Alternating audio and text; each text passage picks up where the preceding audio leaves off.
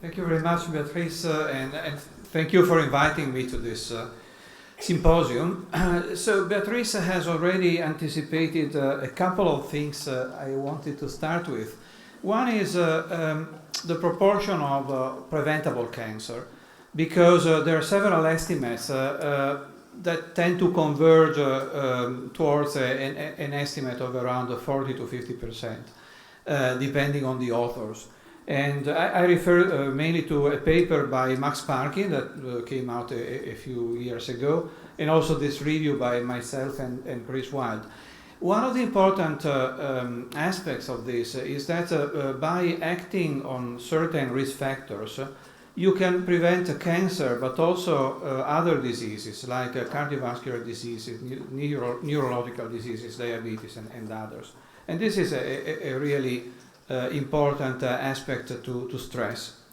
But in spite of the knowledge we have that allows us to prevent, I would say, a large proportion of cancers based on current knowledge, for many cancers we know very little or very little. One is definitely prostate cancer.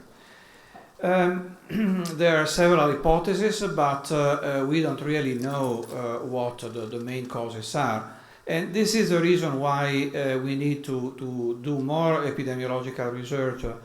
And also we need to improve our tools, because probably traditional epidemiology has reached a limit. But by traditional epidemiology I mean questionnaire-based epidemiology, for example, which is still quite useful. But it didn't lead really to the identification of important causal hypotheses for prostate cancer or lymphomas and leukemias. Well, we know a little more about kidney cancer now, and so on. And even for colorectal cancer, we know much about some forms of colorectal cancer, but not others. Well, this is probably a slide more for the general public than for specialists, but I think it is useful because there is a lot of confusion about causal processes. And in fact, I prepared this slide after the IARC monograph on meat, red meat. You may remember that. I was involved in the monograph, and there was a lot of debate after that, and I was involved in such debate, for example, with associations of butchers. And it was not really easy to explain causality. So my angle is to say that cancer is a multifactorial disease. You need a multiplicity of risk factors that need to combine. And a way to present this causal interpretation is what we call Rothman's pies, that is, in a single individual, what led to her cancer is a combination of factors that are indicated with different letters. It's not a single factor. And in fact, we should be used to this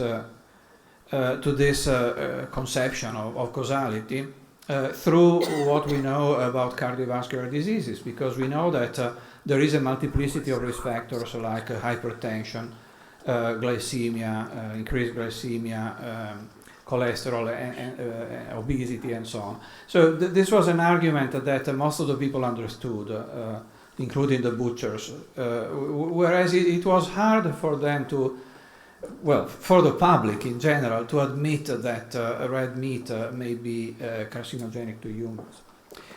Well, one of the strong arguments in favor of the carcinogenicity of processed red meat is biological plausibility, because we have much information about the formation of carcinogens in cooking, for example, but not only in cooking.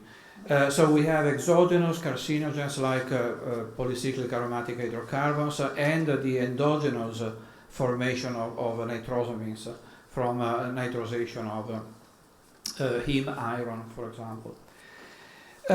So biological plausibility is quite important, and I think it was a great support to the idea that red meat is carcinogenic.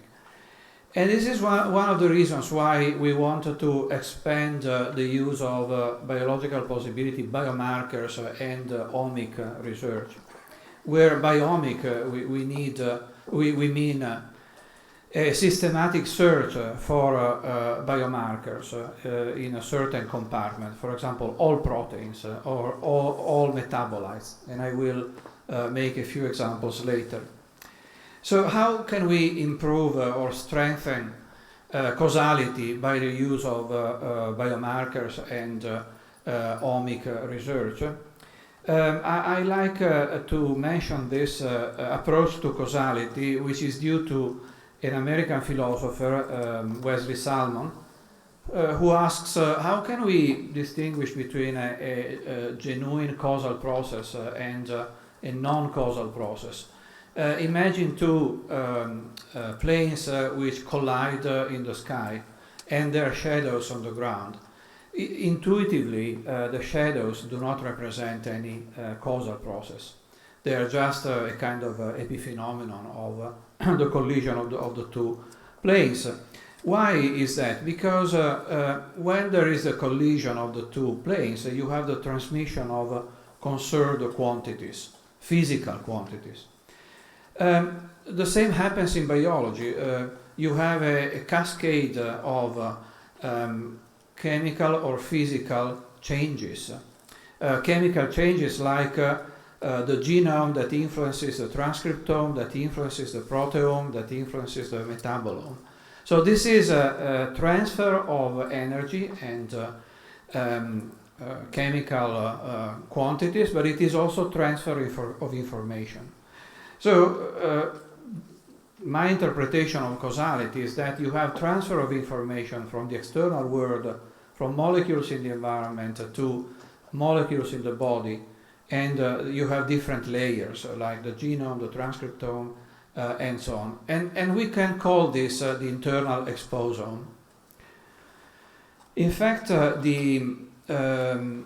the concept of transmission of information is quite useful because it is very general, so that you can include also, say, social interactions, not only chemical things, chemical exposures, but you can think of societal interactions which influence people's behaviors, and then you have the following layers including physiological and pathological changes in the body. Some of you may be aware of the allostatic load concept, for example. So transfer of information is a very general concept that applies to different fields, not only to molecular exposures, not only to air pollutants or water contaminants or whatever. So I mentioned the exposome. What is it? As you probably know, the word was coined by Chris Wilde, the current director of the International Agency for Research on Cancer, for several reasons. I think that one of the main reasons was that he believed, and many people believe, that exposure is still measured inaccurately with the usual tools. Though there have been a lot of improvements in the last decades, the point that Chris Wilde made was that we have invested a lot into the genomic research by creating the tools for systematic genomic searches, and we have not done the same for external exposures. So he said we have to study the exposome. But also he said that the disease we get at a certain age is the effect of all the exposures you've got in the course of your life. Maybe not all of them, but many of them may have been influential. So you have to study the totality of exposures, in principle from conception to death. Clearly this is not feasible within a single study. You need many complementary studies. Chris Wilde suggested that you may have a general external exposome that encompasses, as I said, social relationships, psychological aspects, the social capital. Then you have the specific external exposome, which is the totality of exposures, which may or may not be relevant to health. They may be neutral as far as health is concerned or not. And then you have the internal exposome. The internal exposome has been measured or explored so far with the traditional biomarkers, glycemia, cholesterol, but also the measurement of metabolites of benzene, whatever, or DNA index. There is a wide range of metabolites, but all of them, metabolites or chemicals that can be measured, all of these are specific. So they refer to single chemicals or single characteristics, glycemia, cholesterol. The tools we have now through omics, that is high throughput technologies, allow us to explore whole compartments, all the proteins, all the metabolites. And this is how we interpret the exposome now. Much exposome research is done at IARC. This is, for example, a website that has been prepared by Augustin Scalbert and others at IARC called Exposome Explorer, which is becoming richer and richer. And a few years ago, they looked into the literature and they tried to compile a dictionary, in a way, of all the chemicals that have been measured in the body, with quite interesting results. For example, one of the results was this one. This is a publication that Steve Rappaport has written together with Augustin, showing what you would expect, that is physiological chemicals like cholesterol, hormones and so on, or chemicals that you take for a purpose like food items, drugs, have much higher concentrations than exogenous chemicals that are potentially toxic or in any case are not taken for a purpose like drugs. So environmental chemicals have much lower concentrations in the blood. This is called the blood exposome. Much lower concentrations than physiological chemicals, compounds or drugs or food items, which makes sense, but also makes exposome research much more difficult because you have to have a very high sensitivity of the tools, and we are not really there in terms of sensitivity, except for some of the chemicals. This is again a slide from Augustin Scalbert's group, which shows how you can use metabolomic signals to identify the contribution of specific foods, food items. In fact, they're a kind of signatures of foods like oranges or coffee or wine or chocolate, if you do an agnostic systematic metabolomic search with mass spectrometry. So obviously this is a big refinement over the usual epidemiological approaches based on questionnaires, at least for the study of mechanistic pathways. Another component of the exposome is the microbiome, and I will not say anything about that, except that this slide shows that there is a big difference between Africans and Americans in terms of fecal bacterial communities, which has something to tell us. This is most likely related to the intake, very high intake of meat in the United States, and essentially a vegetable-based diet in Africa. So this huge difference in the fecal bacterial communities in the two populations is associated with the type of diet, and it is probably relevant also to the different distribution of diseases. So finally, I have a few slides about Exposomics. That is a project that Beatrice mentioned. In fact, it is ending at the end of April, but we had the last meeting with stakeholders last week. Well, Exposomics is a project where we chose to study two compartments, that is air pollution and water contamination. And we used improved external exposure assessment with personal exposure monitoring for air pollution. And in particular, we developed omic searches because we use 5 different omics in Exposomics: metabolomics, proteomics, transcriptomics, epigenomics, and adaptomics. I'm never sure I can remember all of that.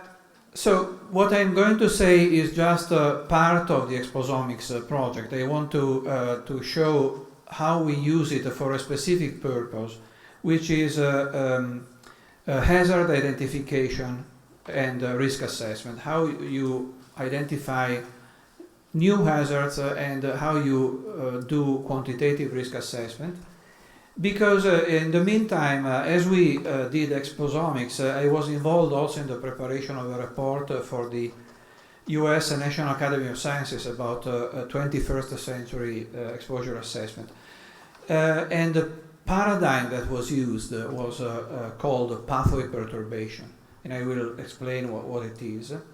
So we focused in Exposomics on those aspects you see there: pathway perturbation, the impact of mixtures, dose response relationships, crossomics, calibration of health effects, longitudinal models, and data integration. That are some of the open issues within epidemiological research. How much do I have?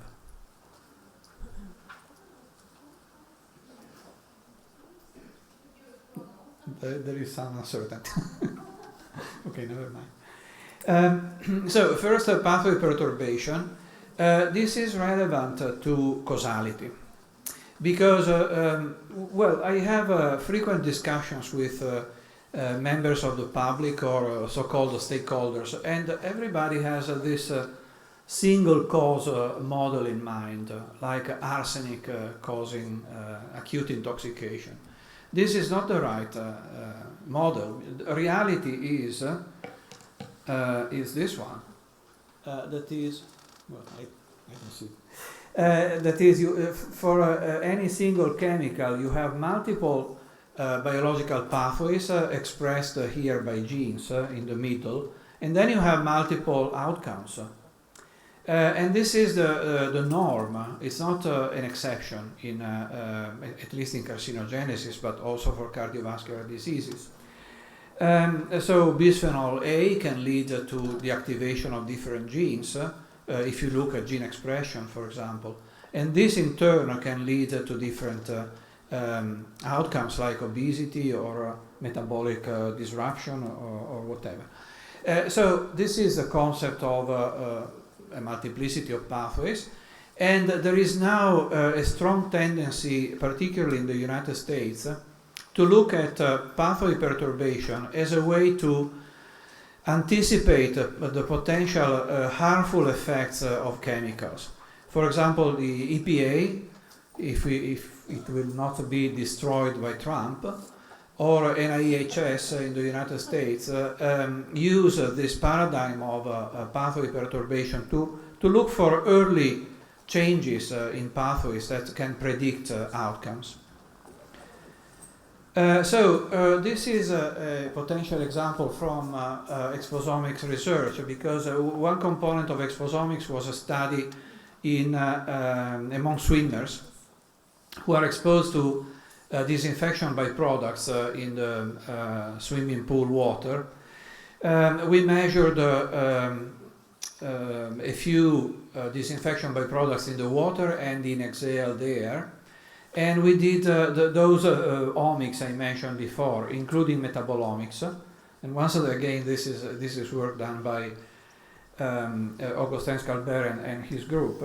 And I believe that this image is very telling, because it shows that you have a completely different pattern of features, metabolomic features, after swimming versus before swimming. After is in blue, before is in orange. We don't know yet exactly, well, we have ideas about what the compounds involved are, because Augustin's group has done work of annotation of the single features. There is, however, a problem of confounding due to physical activity related to swimming, so we have to disentangle the two. But nevertheless, I believe that this gives an idea of how you can go with the omic approach. And then one of the key features of the exposome is also to reinforce causal reasoning. And we do that through something that statisticians would call mediation analysis. We call it meet in the middle. What does it mean? If you look at air pollution and its effects on cardiovascular disease, for example, all the papers you will find look separately at biomarkers versus air pollution or biomarkers versus cardiovascular disease. You will not find a single paper that looks at both the exposure and the outcome plus the intermediate biomarkers in a single prospective investigation. This is what we have done. Once again, we have measured the 5 omics. We have in this particular slide epigenetics and proteins, inflammatory proteins. And we found a few pathways that are inflammatory pathways that are associated in a statistically significant way to both exposure and cardiovascular disease. So this clearly strengthens the causal reasoning about the association between air pollution and the disease, but also about the role of intermediate markers. This is another use of potential use of omic research, which is genomics but based on somatic mutations. This is a paper about the profile of mutations found in biopsies of smokers and non-smokers in different organs, lung, bladder, pancreas, many organs. And what is interesting is that first you find a very clear pattern of mutations in the lung and in other organs which come to contact with tobacco smoke directly, like upper respiratory tract, larynx. But not the same pattern is not found in other organs. And second, the same pattern found in the lung biopsies is also found in cells in culture treated with benzopyrene, polycyclic aromatic hydrocarbons. So this is further evidence that PAHs may be involved in tobacco carcinogenesis, but also it is promising because it can say something about the specificity of certain effects of exposures on certain organ sites. Well, I only have 2 slides more. This is to show that the exposome approach can be useful for low levels of exposure. Because here we have 4 different cohorts of children with the highest exposure in Torino, which is a place where I come from, and the lowest exposure is in Belgium in the Environ Age cohort. On the left. On the right, you have metabolomic signals. In the Torino cohort above and in the Belgian cohort below. And the observation is that there are many more metabolomic signals, metabolomic features in Torino than in Belgium. So you may have a proportionality of the number of statistically significant signals in relation to the levels of exposure. But obviously this requires a much more sophisticated statistical analysis. And then what we are trying to do is to look longitudinally at the omic signals at different ages. This is the ALSPAC cohort, which is a cohort of newborns in the UK, where we have blood at birth, cord blood. We have blood at the ages of 7 and 15. And this is an epigenetic methylation study. And we are trying to look whether certain signals are carried on from birth through the ages of 7 and 15 in relation to air pollution. This is once again air pollution. If you find similar signals, you can draw certain inferences. If you find different signals, you can draw other inferences. But in any case, this longitudinal model may be interesting. Okay, thank you.